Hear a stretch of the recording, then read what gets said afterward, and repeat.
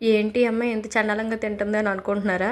ఎందుకంటే నాకు ఇష్టం లేకుండా తింటున్నాను. సో, అందుకని చెప్పేసి మా మమ్మీని వీడియో ఆపమన్నా కూడా ఆపట్లేదు. అయితే ఏదైనా ఫ్రూట్స్ తిందామని చెప్పేసి తీసుకురా అమ్మ మ్యాంగో అని అంటే మా మమ్మీ కివి అండ్ నెక్స్ట్ ఇంకా చాలా అయితే తీసుకొచ్చి నా ముందు పెట్టిందనమాట.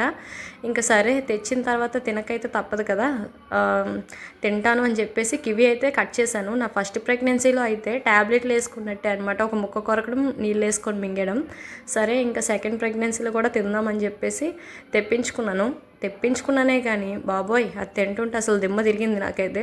ఈ మామిడి పండు ఇంత పెద్దగా ఉన్నా ఏమీ లేకుండా తినేస్తున్నాను. అదంత చిన్న పండు అయినా సరే దాన్ని తినడానికి మాత్రం నా తిప్పలు చూడాలి. ఇంకా నా నెత్తి మీదకి ఇన్ని పళ్ళు ఉన్నాయన్నమాట.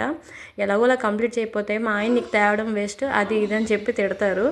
ఇంకా సరే ఇదేదో ట్రై చేద్దామని చెప్పేసి మ్యాంగో విత్ కివి రెండు కలిపేసి తింటున్నాను అనమాట.